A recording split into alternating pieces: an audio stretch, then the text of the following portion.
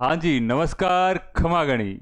मेरे साथियों, आप सभी की पढ़ाई बेहतर चल रही होगी। आप अपनी पढ़ाई की धार को तेज कर रहे होंगे और मुझे ऐसा विश्वास है कि अगला जो रीट मुख्य परीक्षा का यानी कि तृतीय श्रेणी अध्यापक का जो रण है उसको जीतने की कवायद में आप लगे हुए हैं। मेरे साथियों, हम पढ़ रहे थे शैक्षिक परिदृश्य, जिसके अंतर्गत अपना टॉपिक था एनईपी 2020, राष्ट्रीय शिक्षा नीति 2020। उसकी एक कक्षा आपने पढ़ ली थी, जिसके अंतर्गत हमने एनईपी का जो गठन है और साथ में प्रारंभिक शिक्षा के लिए एनईपी में क्या प्रावधान किए गए हैं उनको विस्तार से देख लिया है। वहां से आपके कोई बाहर पर्सन आने की संभावना नहीं है। यदि आपने एक बार हमारी इन अब तक मेरे हिसाब से टोटल 6-7 कक्षाएं हैं अपलोड हो चुकी हैं। यदि आपने पूरी कक्षाएं देख ली हैं तो वहां से है ना कोई भी पर्सन बाहर आने की संभावना नहीं है। हमने पूरा मैटर इतना इसमें है, कंटेंट जो है आपके सेलेक्टिव कंटेंट डाला है।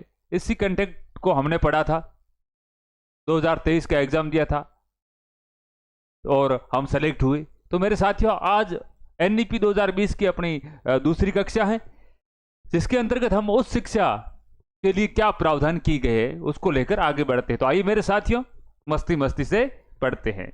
देखिएगा एनईपी 2020 में उस शिक्षा के लिए, और अंत में मैं आपको इस जो महत्वपूर्ण प्रश्नोत्तर है वो भी इसमें हल करवाऊंगा। देखिए एनईपी 2020 में उस शिक्षा के लिए क्या प्रावधान है जी। एक मिनट हो, ये देखिए उस शिक्षा एनईपी 2020। एनईपी 2020 के तहत उस शिक्षण संस्थानों में सकल नामांकन अनुपात, ठीक है मेरे साथियों, जीईआर यानी ग्रोस एनरोलमेंट रेशियो को आपके 26.3%, 26.3% कब तक 2018 में ये रेशियो था। कितना रेशियो था आपको ध्यान में रखना है, ठीक है। आपके जीईआर यानी कि ग्रोस एनरोलमेंट रेशियो, जिसे हिंदी में कहती है सकल नामांकन अनुपात, आपके 2018 तक कितना था जी। 2018 तक आपकी था 26.3 था जी। उसको बढ़ाकर 50% तक करने का लक्ष्य रखा गया है। इसके साथ ही देश के उच्च शिक्षण संस्थानों में 3.5 करोड़ नई सीटों को जोड़ा जाएगा। एक तो प्रावधान ये है कि रेशियो है उसको बढ़ाकर 26.3 से 50% किया गया, और उच्च शिक्षण संस्थानों में आपके हैं कितनी सीटें नहीं जोड़ी जाएगी, 3.5 करोड़ सीटें हैं वो आपके नहीं जोड़ी जाएगी। आगे बढ़ते हैं। एनईपी 2020 के तहत स्नातक पाठ्यक्रम में महत्वपूर्ण सुधार किया गया है। इसके तहत 3 या 4 वर्ष के स्नातक कार्यक्रम में छात्र कई स्तरों पर पाठ्यक्रम को छोड़ सकेंगे और उन्हें उसी के अनुरूप डिग्री या प्रमाण पत्र प्रदान किया जाएगा। यानी वो पाठ्यक्रम को छोड़ भी देते हैं तो भी उनको डिग्री या प्रमाण पत्र है छोड़े गए पाठ्यक्रम को उसके साथ ऐड न करते हुए दिया जाएगा। जैसे 1 वर्ष के बाद सर्टिफिकेट दिया जाए, 2 वर्षों के बाद एडवांस डिप्लोमा मिलेगा, और 3 वर्षों के बाद स्नातक की डिग्री तथा 4 वर्षों के बाद शोध के साथ स्नातक मिलेगा। नहीं तो अभी क्या होता था, अभी ये हो रहा है कि 3 वर्षों के बाद में ही ये जो डिग्री मिलती है। तो ये कह रहे हैं 1 वर्ष के बाद में सर्टिफिकेट मिलेगा उसको, 2 वर्षों के बाद में डिप्लोमा, और 3 वर्ष उसके जैसे ही पूरे होंगे तो स्नातक की उसको डिग्री मिल जाएगी, और 4 वर्ष के बाद में, ठीक है ना, उसको क्या शोध के साथ स्नातक यानी जो शोध का प्रमाण पत्र है वो भी साथ में मिलेगा। मेरे साथियों, विभिन्न उच्च शिक्षण संस्थाओं से प्राप्त अंकों या क्रेडिट को डिजिटल रूप से सुरक्षित रखने के लिए एक एकेडमिक बैंक ऑफ क्रेडिट दिया जाएगा, जिसमें अलग अलग संस्थानों में छात्रों के प्रदर्शन के आधार पर उन्हें डिग्री प्रदान की जा सके। एक आपके बनाया जाएगा क्या, प्रत्येक जो है छात्र, ठीक है ना, उस शिक्षण संस्थान में, ठीक है, जो उनके अंक है उनको डिजिटल रूप से सुरक्षित रखने के लिए क्या उनको मिलेगा, एकेडमिक बैंक ऑफ क्रेडिट मिलेगा, जिसके अंतर्गत उनके जो है, ठीक है ना, अंक सुरक्षित रहेंगे और उनको उसके आधार पर डिग्रियां प्रदान की जाएगी। नई शिक्षा नीति के तहत एमफिल कार्यक्रम को समाप्त कर दिया गया है। एमफिल जो कार्यक्रम आपके होता है उसको क्या कर दिया गया है जी मेरे साथियों, समाप्त कर दिया गया है। पूछा जा सकता है कि कौन सा कार्यक्रम समाप्त किया गया है भाई, एमफिल कार्यक्रम है उसको क्या किया गया है जी, एमफिल कार्यक्रम को समाप्त कर दिया गया है। ठीक है। भारत उच्च शिक्षा आयोग चिकित्सा एवं कानूनी शिक्षा को छोड़कर पूरे उच्च शिक्षा क्षेत्र के लिए एक सकल निकाय के रूप में भारत उच्च शिक्षा आयोग यानी higher education commission of India HECI का गठन किया जाएगा। आपसे पूछा जा सकता है किस नीति के तहत, किस शिक्षा नीति के तहत भारत उच्च शिक्षा आयोग का गठन किया जाएगा। इसका मतलब है आपके higher education commission of India, इसका गठन किया जाएगा। Higher education commission of India के कार्यों के प्रभावी और पारदर्शिता पूर्ण, देखो पारदर्शिता नहीं है जी, यह है पारदर्शिता पूर्ण, ट्रांसपेरेंसी, ठीक है साथियों, पारदर्शिता पूर्ण निष्पादन के लिए 4 संस्थानों निकायों का निर्धारण किया गया। आपको चारों संस्थान याद रखने कौन कौन से, देखिएगा। पहला आता है विनियमन हेतु, विनियमन हेतु क्या कौन सा संस्थान होगा, राष्ट्रीय उच्चतर शिक्षा आपके नियामकीय परिषद, ठीक है, नेशनल हायर एजुकेशन आपके रेगुलेटरी काउंसिल, ठीक है ना, ये स्थापित की जाएगी किसके लिए, विनियमन हेतु। ये आपका एक संस्था होगी, एक संस्थान ये हो गया, देखिएगा। राष्ट्रीय उच्चतर शिक्षा नियामकीय परिषद। दूसरा है मानक निर्धारण हेतु सामान्य शिक्षा परिषद, आपके जनरल एजुकेशन काउंसिल, दूसरी है आपके इसका गठन किया जाएगा। तीसरा है वित्त पोषण के लिए उच्चतर शिक्षा अनुदान परिषद, हायर एजुकेशन आपके ग्रांट्स काउंसिल, और प्रत्यायन के लिए राष्ट्रीय प्रत्यायन परिषद, ठीक है ना, ये तो आपकी चौथी इसमें शामिल की जाएगी। तो ये आपके 4 है, देख लीजिए टोटल, ठीक है ना, 4 है। राष्ट्रीय उच्चतर शिक्षा नियामकीय परिषद विनियमन के लिए, और सामान्य शिक्षा परिषद आपके मानक निर्धारण के लिए, उच्चतर शिक्षा अनुदान परिषद वित्त पोषण के लिए, और राष्ट्रीय प्रत्यायन परिषद प्रत्यायन के लिए। महाविद्यालयों की आपके संबद्धता 15 वर्षों में समाप्त हो जाएगी और उन्हें क्रमिक स्वायत्तता प्रदान करने के लिए एक चरणबद्ध प्रणाली की स्थापना की जाएगी। देश में IIT और आपके IIM के समकक्ष वैश्विक मानकों के बहुविषयक शिक्षा एवं अनुसंधान विश्वविद्यालय, ठीक है मेरे साथियों, ये विश्वविद्यालय आपके MERU है जो, ठीक है ना, मल्टी आपके multi disciplinary education and research आपकी यूनिवर्सिटीज, ठीक है, MERU की स्थापना की जाएगी। इसमें अन्य सुधार क्या क्या किए गए, देखिए साथियों, शिक्षा मूल्यांकन योजनाओं के निर्माण और प्रशासनिक क्षेत्र में तकनीकी के प्रयोग पर विचारों के स्वतंत्र आदान प्रदान हेतु राष्ट्रीय शैक्षिक प्रौद्योगिकी मंच यानी national education technology forum NETF नामक एक स्वायत्त निकाय की स्थापना भी की जाएगी। आपसे इसकी फुल फॉर्म भी पूछ सकते हैं NETF की, और ऊपर भी 2-4 फुल फॉर्म में आई है, ठीक है। नेशनल एजुकेशनल टेक्नोलॉजी फोरम की स्थापना की जाएगी। NEP 2020 के क्रियान्वयन की दिशा में राजस्थान की तैयारी क्या भाई, ठीक है ना, ये तो राष्ट्रीय स्तर पर बात की, राजस्थान की तैयारी क्या है। राष्ट्रीय शिक्षा नीति 2020 की क्रियान्वयन की दिशा में राज्य के कदम काफी आगे बढ़ चुके हैं। भारत सरकार के निर्देशों के अनुसार राज्य में विभिन्न स्तरों पर समितियों का गठन, समूहवार नोडल अधिकारियों की नियुक्ति की जा चुकी है। राज्य में, ठीक है, ECCE के लिए लगभग 40,000 आंगनवाड़ी केंद्रों का समन्वय विद्यालयों के साथ किया जा चुका है तथा 1033 बाल वाटिकाएं प्रारंभ की जा रही है। 40,000 जो आपके हैं आंगनबाड़ियां हैं उनका समन्वय किसके साथ में बिठाया गया है, विद्यालयों के साथ में, और साथ में आपके 1033 बाल वाटिकाएं हैं उनका भी आपके क्या उनको प्रारंभ किया गया है। पूर्व प्राथमिक शिक्षा की दिशा में यह एक महत्वपूर्ण कदम है, ठीक है ना, आंगनबाड़ियों का जो है वो पूर्व प्राथमिक हो गई शिक्षा। NEP 2020 के निर्देशों के अनुसार सभी ड्रॉप आउट बालकों को विद्यालय से जोड़ते हुए सकल नामांकन अनुपात 100% करना, शिक्षक शिक्षा में तकनीकी का प्रयोग एवं बुनियादी एवं संख्या ज्ञान पर कार्य प्रगति पर है राजस्थान में।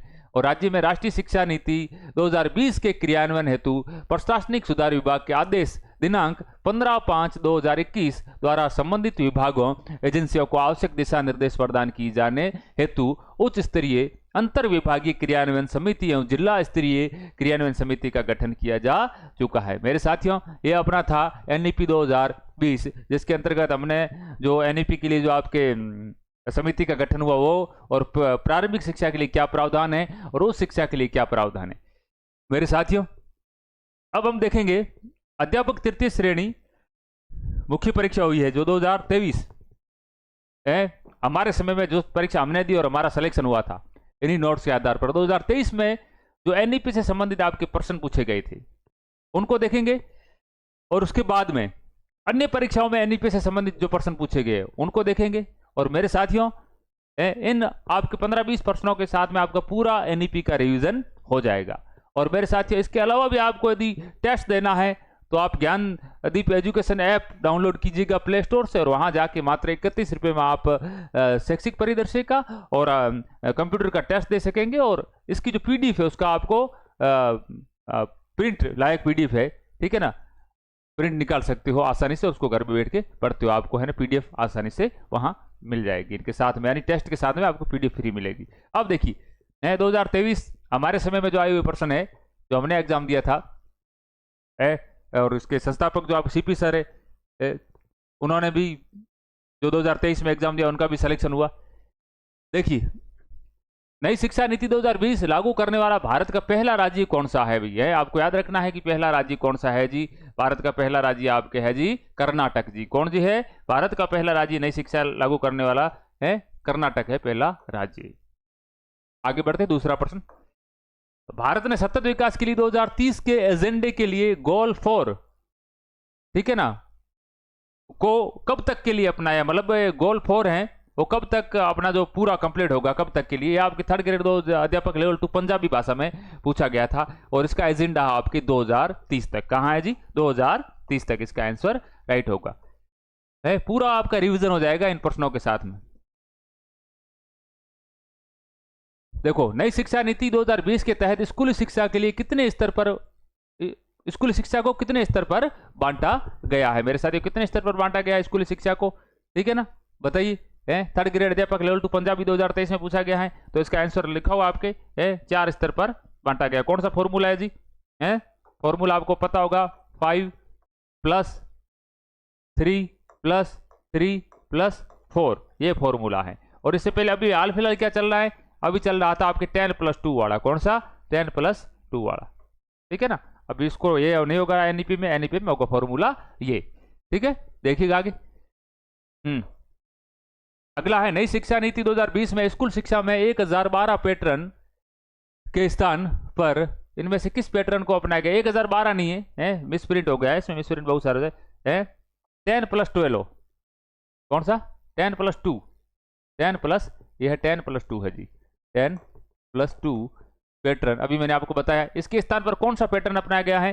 3rd ग्रेड अध्यापक लेवल 2 हिंदी 2023 में पूछा गया। नहीं, हमने भी हिंदी से इसको फाइट किया था, और हम हिंदी के अध्यापक है तो हिंदी से पूछा गया है, ठीक है ना, हमारे आया था, ठीक है। अब देखिए कौन सा अपनाया गया, अभी हमने बात की है 5 + 3 + 3 + 4। आपको पता होगा 5 + 3 + 3 + 4। अब इसमें कैसे है देखो, एक बार मैं बड़ा बड़ा आपका इसका विवरण देखे, 5 + 3 + 3 + 4। देखिए क्या क्या है इसमें। देखिए 5 का मतलब है इसमें 3 कक्षाएं हैं, देखो आपके 3 से, आयु सीमा 3 से लेकर 6 तक है, इसको मतलब 1 2 3 कक्षाएं मानी गई, ठीक है। ये कक्षा आंगनवाड़ी में होगी, ठीक है। साथ में आपके आयु संख्या कितने, 7 और 8, 7 से लेके या 6 से 8 कह सकते हो, ये आपकी कक्षा हो गई 4थी और 5वीं क्लास, ठीक है। ये कक्षा विद्यालय स्तर पर है, यानी ये पूर्व प्राथमिक हो गई क्लास से, और ये हो गई प्राथमिक क्लास से। तो ये हो गए कितने, 1 2 3 4 5, ये 5 का फॉर्मूला हो गया। और इसके बाद में आ गया आपके 6ठी 7वीं और 8वीं, ठीक है। और उसके बाद में, एक मिनट मेरे साथियों, एक मिनट, हाँ थोड़ा सा इसमें आप 1 मिनट देखिएगा, ऐसे नहीं है जी, मैं आपको, हाँ ये देखिए 3 + 6। देखो क्या किया गया है कि पूर्व प्राथमिक में जो आपके नर्सरी यूकेजी एलकेजी होती है, इस प्रकार ये 3 क्लासें, पहली 1 2 3, ठीक है ना, ये 3 हो गए। आंगनबाड़ी या बाल वाटिकाओं में कक्षाएं चलेगी। फिर जैसे ही बच्चा विद्यालय में आएगा प्राथमिक कक्षा में, वहां पे आपके लागू होगी कौन सी लागू होगी जी? वहां पे आपके पहली क्लास और दूसरी क्लास, कौन सी? दूसरी, पहली और दूसरी क्लास। तो ये टोटल 5 क्लासें हो गई, ठीक है। और उसके बाद में आपके यहाँ इस 3 वाले फॉर्मूले में क्या आएगा जी? इस 3 वाले फॉर्मूले में जो आएगा देखो 6 से लेके 8, ठीक है, 6 से लेके 8 है, यानी कि आपके आयु सीमा भी लगभग देख लो, ठीक है ना। तो इसमें आपकी कक्षा आ जाएगी कौन सी? 3री, 4थी और 5वीं, ये 3 हो गई। और आयु सीमा आपके 6 से 8 तक की। ठीक है, ये हो गई। अब देखिएगा तीसरी चौथी पांचवी होगी। अब इसमें आ जाएगी आपके छठी सातवीं और 8वीं, ये 3 हो गई। ठीक है, ये होगी 5 प्लस 5 3 और प्लस ये होगी 3 और ये 3 और ये होगी आपकी 4, 9वीं 10वीं 11वीं और 12वीं। इस प्रकार मोटा मोटा आप याद रखोगे। ठीक है ना, 5 प्लस 3 प्लस, यानी आपकी 3 कक्षाएं आंगनबाड़ी में हो जाएगी। ठीक है ना, पहली से पहले 3 आंगनबाड़ी में उसके, ठीक है, फाउंडेशन माने कोई कक्षा नहीं है, फाउंडेशन के हिसाब से। ठीक है ना, और पहली दूसरी आपके विद्यालय में जिसको प्राथमिक शिक्षा के अंतर्गत आ गई। ठीक है, फिर तीसरी चौथी पांचवी छठी सातवीं आठवीं 9वीं 10वीं 11वीं 12वीं, इस प्रकार ये आपका इसका पैटर्न रहेगा। आगे देखिए, हाँ, भारत में दूसरी राष्ट्रीय शिक्षा नीति की घोषणा किस वर्ष में की गई थी? मेरे साथियों बताइए, दूसरी राष्ट्रीय शिक्षा नीति है पहली की अपने बात की थी, टोटल 3 शिक्षा नीति आई है, तो दूसरी के आपके 1986 है, उसके रिप्लेसमेंट करके आपके 2020 लाई गई है, 2020 लाई गई है। आगे देखिए, नई शिक्षा नीति 2020 के अनुसार कक्षा 5 तक के विद्यार्थियों के लिए माध्यम निम्न में से किस से रखा गया है? 3rd ग्रेड अध्यापक, ये भी हिंदी में पूछा गया है। माध्यम क्या रखा गया है? तो माध्यम मेरे साथियों आपके क्या रखा गया है जी? माध्यम का आपको ध्यान रखना है। यहां सीधी सी बात है, हमने कहा कि 5वीं तक कौन सी भाषा, ये ऑब्लिक नहीं है जी, मातृभाषा या फिर स्थानीय भाषा है, वो अनिवार्य है। तो इसका आंसर राइट हो जाएगा 4 नंबर। आगे बढ़ते हैं। एनईपी 2020 में प्रस्तावित राष्ट्रीय मूल्यांकन के केंद्र को क्या नाम दिया गया? मूल्यांकन के केंद्र को, राष्ट्रीय मूल्यांकन का जो केंद्र है उसको नाम दिया गया है मेरे साथियों, यहां 2 नहीं होगा, इसका आंसर होगा परखर नहीं है, परख है। क्या है? परख। यहां आंसर हो जाएगा 3 नंबर। कौन सा हो जाएगा? 3 नंबर आंसर राइट हो जाएगा। आगे बढ़ते। अब देखो, ये तो थे आपके 2023 में अध्यापक जो आपके भर्ती परीक्षा में पूछे गए, यानी कि रीट मुखी में। अब आते हैं अलग अलग परीक्षाओं में पूछे गए, विभिन्न परीक्षाओं में। ठीक है, उन प्रश्नों का समावेश हमने किया। देखिए, राष्ट्रीय शिक्षा नीति 2020 के केंद्रीय कैबिनेट द्वारा मंजूरी कब दी गई थी? केंद्रीय कैबिनेट द्वारा मंजूरी आपके कब दी गई थी? तो आप पढ़ा था 29 जुलाई 2020 को, 29 जुलाई 2020 को। इसका आंसर हो जाएगा राइट आपके, कौन सा जी? 2 नंबर आंसर राइट हो जाएगा। अब आपकी राष्ट्रीय शिक्षा नीति की जो प्रारूप यानी ड्राफ्टिंग जो कमेटी थी, किसकी अध्यक्षता में तैयार की गई थी? सीधी बात है, अपने कल पढ़ा है के कस्तूरी रंगन। तो इसमें आपको सोचने की इतनी आवश्यकता नहीं है। इसका आंसर हो जाएगा के कस्तूरी रंगन, 2 नंबर इसका आंसर राइट हो जाएगा। ठीक है, आगे बढ़िए। राष्ट्रीय शिक्षा नीति 2020 के भाग व अध्याय की संख्या क्रमशः है, आपको याद रखनी है, 4 अध्याय और 27 भाग। 1 नंबर इसका सही है, 4 अध्याय और 27 भाग। आगे देखिएगा, राष्ट्रीय शिक्षा नीति 2020 का लक्ष्य क्या है जी? लक्ष्य देखिए भाई, भारत को ज्ञानोदय करना नहीं है, ज्ञान की नवीन विचारधारा का प्रसार करना, नवीन मूल्यांकन प्रणाली की स्थापना करना, ये नहीं है। भारत को वैश्विक ज्ञान शक्ति बनाना। देखो मेरे साथियों, थोड़ा माइनर सा डिफरेंस है, तो आप माने देखो तो सभी सही लग रहे हैं इसमें, लेकिन इसका राइट होगा 1 नंबर। कौन सा होगा जी? 1 नंबर है। इसका मुख्य उद्देश्य, मुख्य लक्ष्य है भारत को वैश्विक ज्ञान शक्ति बनाना। ठीक है ना, विश्व स्तर पर भारत है ज्ञान के रूप में आगे आए। ठीक है, राष्ट्रीय शिक्षा नीति 2020 में ड्रॉप आउट बच्चों को किस वर्ष तक प्री स्कूल से माध्यमिक स्तर तक 100% सकल नामांकित करने का आपके लक्ष्य रखा गया है। सकल नामांकन, ठीक है, ग्रोस जो एनरोलमेंट रेशियो, सकल नामांकन रखा गया है, किस वर्ष तक रखा गया है? किस वर्ष के लिए? 2030। ये गोल अपन को अचीव करना है 2030 तक है। सभी बच्चे, कोई बच्चा है ना ड्रॉप आउट वगैरह नहीं हो, अनामांकित नहीं हो। राष्ट्रीय शिक्षा नीति 2020 भारत में किस वर्ष तक शिक्षा प्रणाली में आमूलचूल परिवर्तन करने का लक्ष्य रखती है? ठीक है, देखो आपके सकल नामांकन तो 2030 तक रखा गया, लेकिन आमूलचूल परिवर्तन का लक्ष्य कब तक रखती है जी? 2035 तक रखती है, ये भी ध्यान रखना आप। हाँ, आगे राष्ट्रीय शिक्षा नीति 2020 क्या कहती है? देखिए, ये सभी कह रही है। देखो, स्थानीय संदर्भ की विविधता और स्थानीय परिवेश के लिए सम्मान की भावना पर बल देती है। कहा गया ना कि प्रत्येक बच्चे की जो भाषाई विविधता है उसको अपनाना, और गुणवत्तापूर्ण शिक्षा और विकास के लिए उत्कृष्ट स्तर के शोध कार्य पर बल देना, और भारत जोड़ो और गौरव से बंधे रहने पर बल देती है। ठीक है ना, भारत को आपस में जोड़ना है, भाषा स्तर पे आने किसी स्तर पे। तो उपरोक्त सभी इसका आंसर हो जाएगा आपके 4 नंबर राइट। कौन सा हो जाएगा? 4 नंबर इसका आंसर राइट हो जाएगा। ठीक है, आगे देखिए, राष्ट्रीय शिक्षा नीति 2020 में किस विभाग मंत्रालय का नाम परिवर्तित कर शिक्षा मंत्रालय कर दिया गया जी? बिल्कुल ठीक है ना। देखिए ministry of human resource and जो आपके ना डिपार्टमेंट था उसका क्या नाम किया गया है? किसका? शिक्षा मंत्रालय किसका किया गया? यही तो है आपकी है। मानव संसाधन विकास मंत्रालय का नाम बदलकर क्या किया गया? एजुकेशन जो आपके डिपार्टमेंट मंत्रालय रखा गया। आगे देखिए। हाँ मेरे साथियों, तो ये आपके अध्यापक 2023 तृतीय श्रेणी 2023 में आए प्रश्न और अन्य परीक्षाओं में आए प्रश्न। ठीक है, इसी के साथ में हमारी जो एनईपी 2020 की राष्ट्रीय शिक्षा नीति 2020 की कक्षा है वो एंड होती है। मेरे साथियों हमने टोटल 4 टॉपिक कवर कर ली है। अब 1-2 टॉपिक इसके बचे हैं शैक्षिक परिदृश्य के, शैक्षिक परिदृश्य के। उसके बाद में हम जो अदर सब्जेक्ट जो हमें लगा उचित कि हाँ इस सब्जेक्ट को हमें ठीक है ना बच्चों को बेहतर देना है और सरल तरीके से देना है, वो भी हम लेकर आएंगे। ठीक है, और मेरे साथियों इसको आप एक बार पढ़ लीजिए और इससे बाहर है ना, ये आपके लिए अमृत कलश है, इससे बाहर कुछ भी नहीं है। ठीक है, इससे आप ज्यादा पढ़ रहे हो तो फिर अपना वो टाइम जाया कर रहे हो। जो इसका मुख्य मुख्य सार है, जैसे इसका मक्खन है, बटर है, ठीक है ना, हमने है ना उस बिलोने को बिलो के, ठीक है, उस दूध को है आपके जमाए हुए दही को बहुत बिलोया और बिलोने के बाद में उसमें जो मक्खन निकला है उस मक्खन को हमने यहाँ इकट्ठा किया है। तो साथियों ये मक्खन आप खाते रहिए, ठीक है, और अपनी पढ़ाई में तंदुरुस्ती है वो बनाते रहिए। इन्हीं आशाओं के साथ मिलते हैं अगली कक्षा में। पढ़ते रहिए, बढ़ते रहिए, मस्त रहिए, स्वस्थ रहिए, ठीक है ना, मौज में रहिए और अपने माता पिता का नाम रोशन करते रहिए। जय हिंद, जय भारत।